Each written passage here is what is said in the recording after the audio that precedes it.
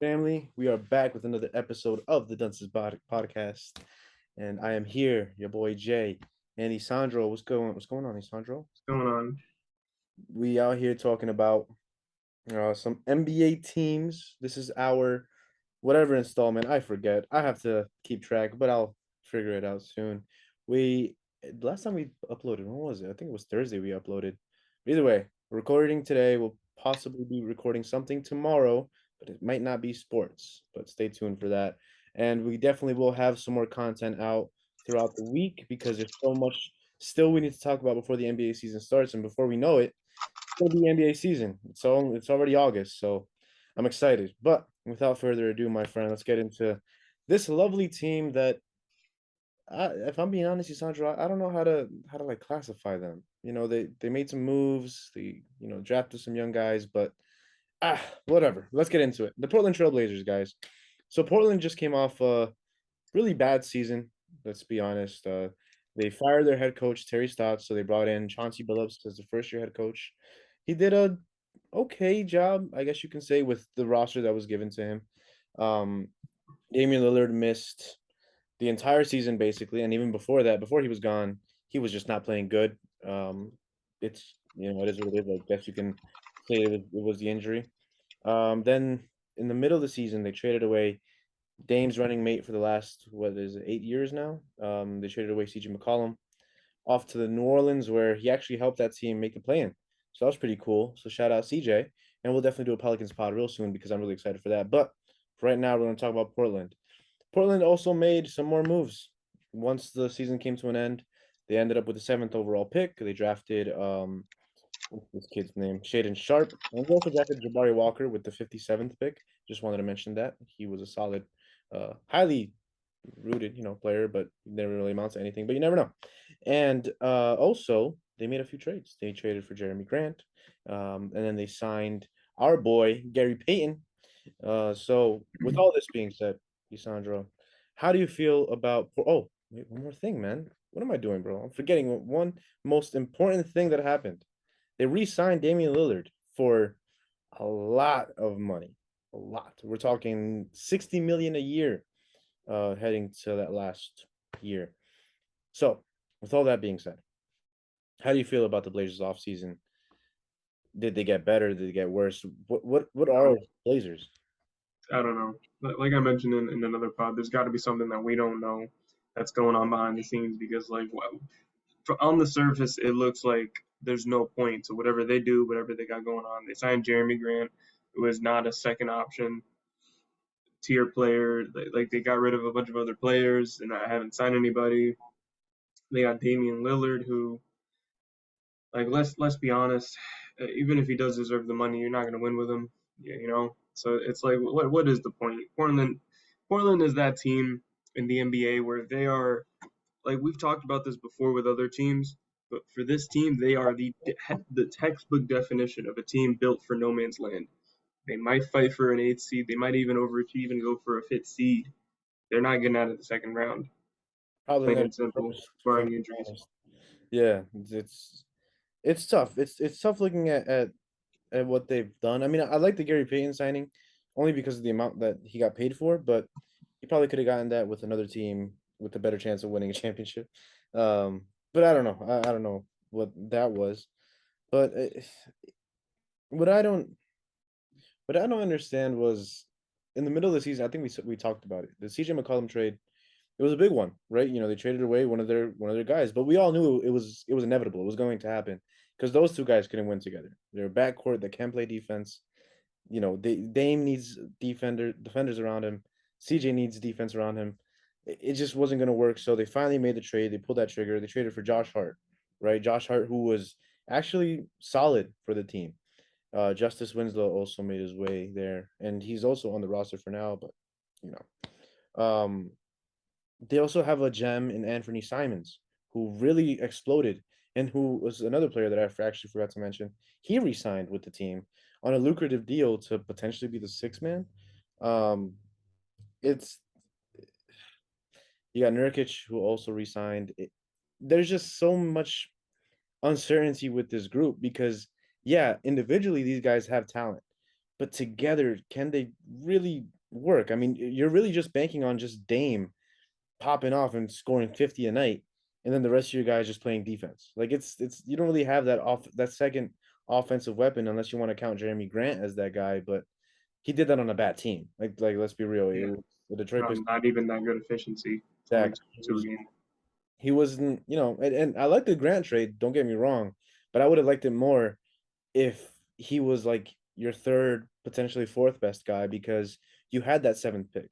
You had cap space. You had, tradable assets that you could have, maybe gotten after a player, you know, at least flirted with the idea of Kevin Durant because he did go for that trade.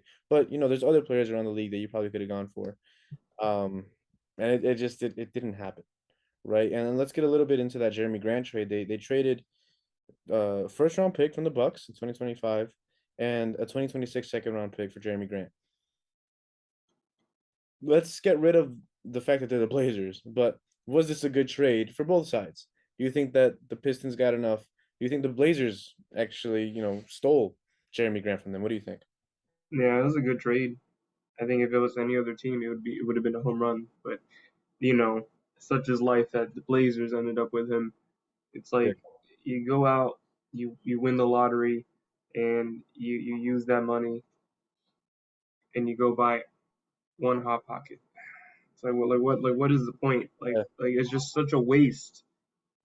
It's just such a waste. If let's say he went to like a Dallas, that was a terrible analogy, by the way. I'm very bad at on the spot I'll analogies. do But it. let's say he went to Dallas, right? Let's Yeah. say he went to Dallas and they got Christian Wood and they got him as like a third option, maybe potentially second option, depending on the night. That's a contender. But unfortunately, he went to a team where there's literally no point. Like he helps them out, but they're like they were gonna end up a second round exit regardless. Maybe they were a first round exit, and now he pushes the needle. He pushes them up to a second round exit. So maybe I'm wrong, and he It, actually moved them up a little bit. with what you're saying there too, it's like the West is getting better, right? The Clippers, who didn't make the playoffs last year, they got John Wall and they got Mm-hmm. Kawhi and PG full off season being healthy, right? You got the Pelicans, Zion coming back with an already great team, not great, but a really good team that, again, CJ McCollum, a player that really helped that roster, right? Yeah. You got You got Sacramento, who even though they're not amazing, they're actually trying to win. So it's just another competitive team in the West that you have to kind of like vie for a right. position. And you gotta think of it too, right? Like Minnesota, they just traded for Gobert. They're gonna get better, So right? Like and they there's were a 7 seed. right. And then let's I feel like we're gonna talk about the Lakers. That's gonna take a whole long time, but we can't count them out just yet. I know Russell Westbrook, he's having a lot of hate, a lot of rumors and everything, but Russell Westbrook was still the MVP of this league just a few seasons ago. And just 2 years ago on the Wizards, he helped that team make a complete turnaround, right? Like they still have a chance. And I mean, maybe they're not as well constructed as this Portland team, but any team with LeBron, you're gonna favor over any guys on this team, right? So another team is the Lakers that can potentially throw the Blazers out of that contention for even the play-in, right? So with that being said, what should they do? What should the Blazers want to do? What should Dame want to do? If you didn't watch or hear the No Chill podcast with Gilbert and JR was like, what is he doing there? He's just rotting. Like, he's a hooper and shout out loyalty, but at the end of the day, your legacy, no matter what it is, it's always He gonna be doesn't care about his legacy. We've seen what that. it is. Yeah. He doesn't care. You kind of have to care though. Like at It's least kind of sad because we all love Dame and we saw what he did in the playoffs last year or 2 years ago, and it's kind of like, yo, Dame, get him some help, get him some help. Okay, I guess he doesn't want help, or I guess he wants the help, but he thinks I don't know what's going on. Does he think that he's going to attract some superstar free agent? Does he think KD's going to? I mean, obviously he does think that KD's going to want to come over there and play, but I'm sorry, Dame. There's just something that you don't know, that you don't see, that the rest of the world sees. yeah. I hate to break it to you, but yeah. Yeah, it's just a tough spot to be in because again, like look, I'm gonna read out the potential starting lineup and even the bench, and then I feel like it's a solid team, but I think at this point in Damian Lillard's career, he would want more, or he should want more. So this is the potential starting lineup that I came up with. It could obviously be switched up, around, but as of right now, we have Damian Lillard, Gary Payton II, Josh Hart, Jeremy Grant, Yusuf Nurkic. Then off your bench, you got Anthony Simons, Shaden Sharp, Nazir Little, Winslow, and Drew Eubanks. And then a bunch of other guys who are fighting for the roster spot. It's a solid 10-man rotation. Eubanks came after the Spurs waived him for some reason, and he balled out for them. Nurkic is coming back on a favorable deal. Josh Hart, again, like I mentioned before, he was really solid for that team. He was like their best player alongside with Anthony Simons. And Simons coming off the bench. Like they have a solid squad. But again, this goes back to Dame wanting to win. Is this even a championship contender? But you've alluded to it before. It's not. It's maybe a second round exit, but even then, like it's really not. But let's look at the bright side of things. They did get the seventh pick, and they drafted a young kid in Shaden Sharp. He's a really solid guard. He can potentially be that, CJ McCollum replacement who can play a little bit better defense, if he tries to, because of his physical ability. Obviously the NBA is way different than college, but physically he looks like he can play, better defense than CJ ever can, right? But what do you think about his ceiling? Do you think that he's going to be a solid player for this team that they have now, or does he kind of need to get the ball in his hands on a bad team that way Damian Lillard got to go and stuff like that? Like, what do you think? What do you think his role is going to be with this Portland team? That's a tough question because I mean it's tough to assume, oh, if Dame stays, if he goes, but I think the assumption should be Dame's gonna try to stay, stick it out for the rest of his contract. So a lot can happen in that, those couple of years. He could probably develop into somebody who plays alongside him. But my thing is, we already saw like the potential of Dame and that type of player next to him in the backcourt, right? Right. Like you already know what you're getting. Like unless he turns out to be like a freaking superstar, an offensive superstar, which is probably what he's gonna be. It's like, Yeah. you know, Yeah. No, I agree. I feel like with rookies, it's so tough because he was a seventh pick, so he was middle lottery, right? But still the seventh pick. Like you want to help him develop into a solid star. But how can you do that when you have an aging superstar making yeah. so much money who deserves not that he deserves, but he's Dame Lillard. Like you can't hate him, but at the same time, it's like, what are you doing? It's such a confusing situation that they're in. And I go feel ahead. like it's got to be like some kind of sweet spot situation where Dame is still has enough in the tank to give further down the years, but then this guy is developed enough to be able to help them win because I don't think that's gonna happen next season. But it's I'm saying it's a sweet spot because it's like it has to happen before Dame drops off, but it's probably not going to happen when this guy reaches his peak. So it's got to happen when maybe he's entering his prime or something, which is like you're really asking for a lot. You're really assuming like the absolute most, the best possible scenario is going to happen. Right. And he's young. He doesn't even deserve that pressure. But the young guys, I will say, they did win the summer league championship. It might not mean much, but it's pretty cool to see Summer that league. these guys did that without their seventh pick. Because Shaden Sharp did get hurt, right? But it's pretty cool that they were able to do that. That's why I feel like they should just automatically go into this rebuild. Like they have a bunch of young guys that they can potentially build up. You never know. Like I don't. Yeah, maybe like they felt like, oh, Dame's being loyal to us. We got to be loyal to Dame. We don't want to be a ruthless front office. But they should have gotten rid of Dame. I'm all for it, and I think I said it in a podcast a few months ago too. Yeah, I said that with Dame, and I said that with Bradley. Like these two guys, yeah, they're loyal, but loyal to what? I mean, yeah, Dame got a little further in the Western Conference Finals, right? But they lost to the Warriors, and we all knew they were going to lose to the Warriors. Ever since then, they haven't mounted anything.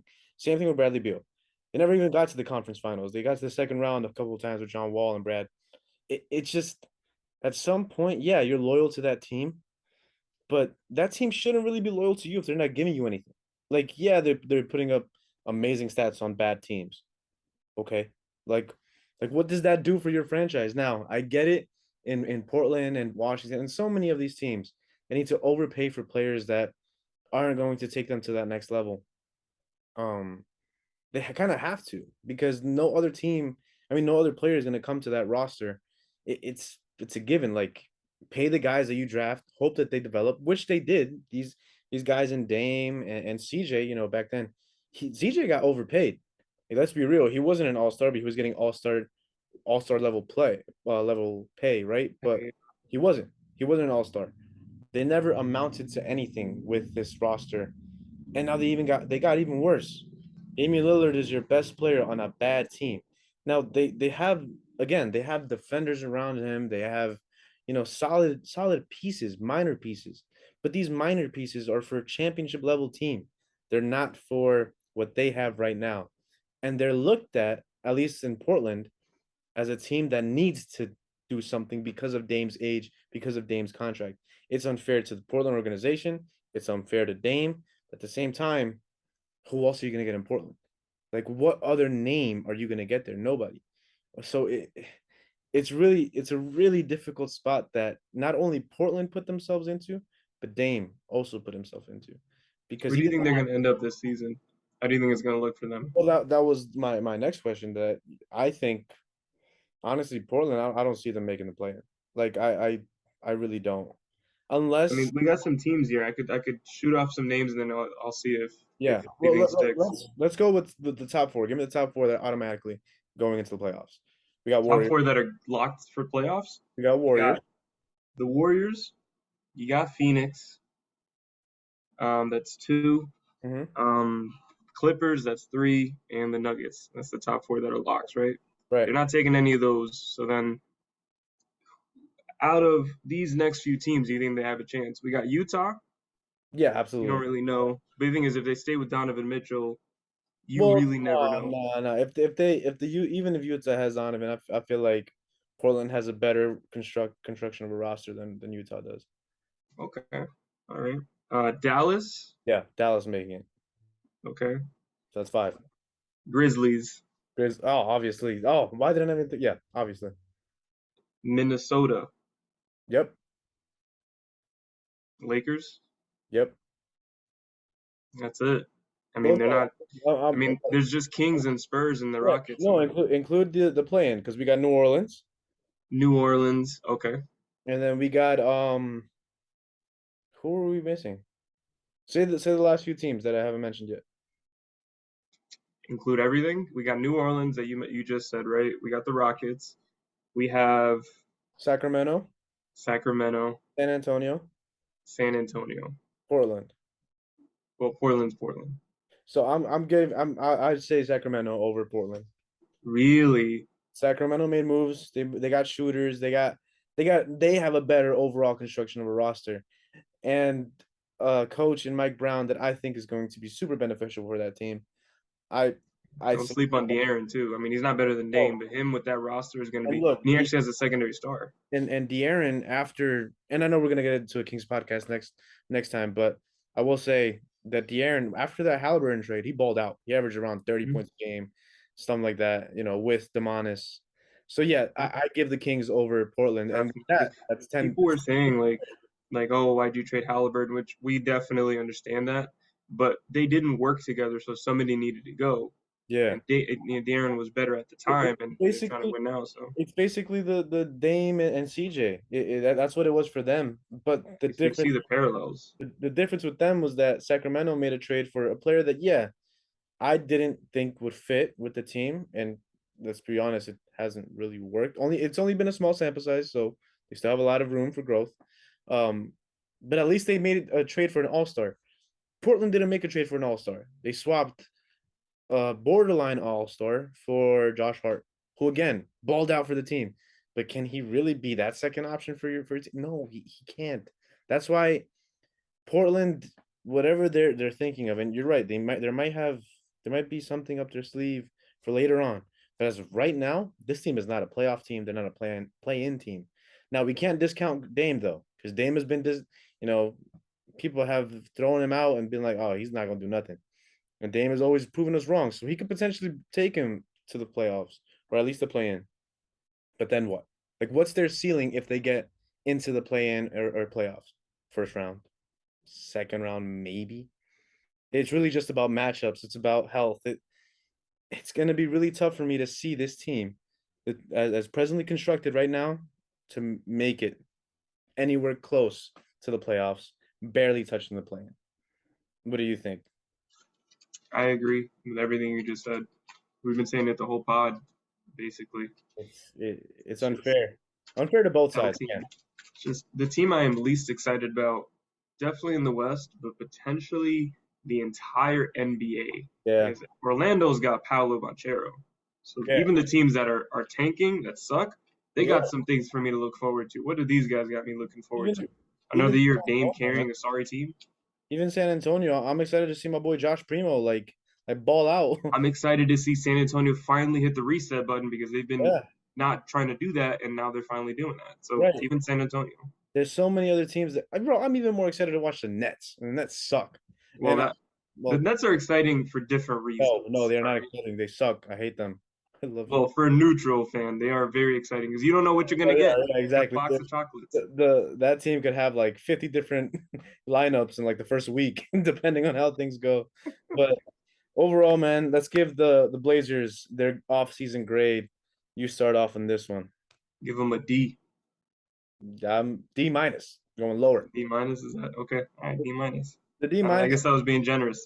the D minus is because they were at least able to re-sign Dame to a sorry team.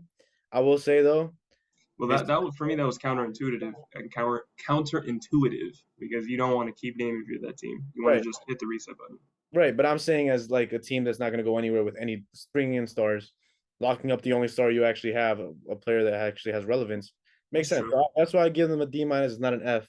But then, well, I was going to give them a D, but it also went down to a D minus because the amount of money he's going to be getting paid at what age 35, 36. 60 Wow, million.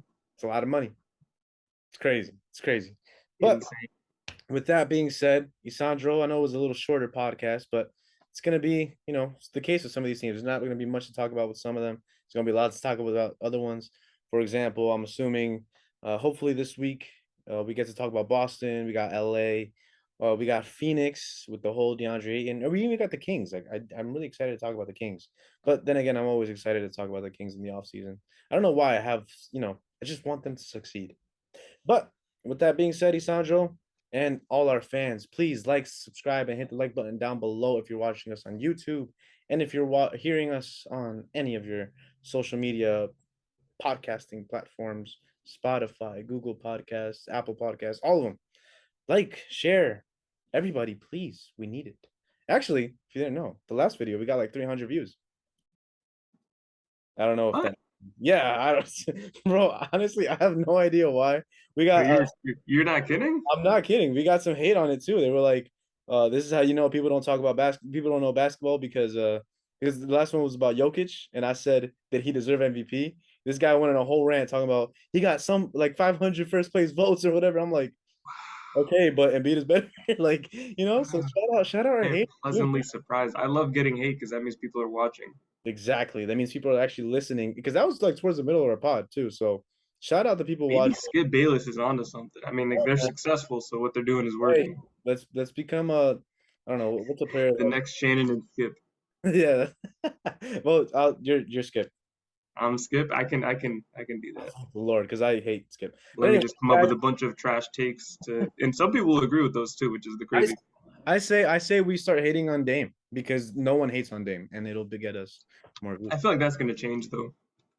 You think? I don't know. We'll see. We'll find that out throughout the season. Anyway, guys, please share us and peace.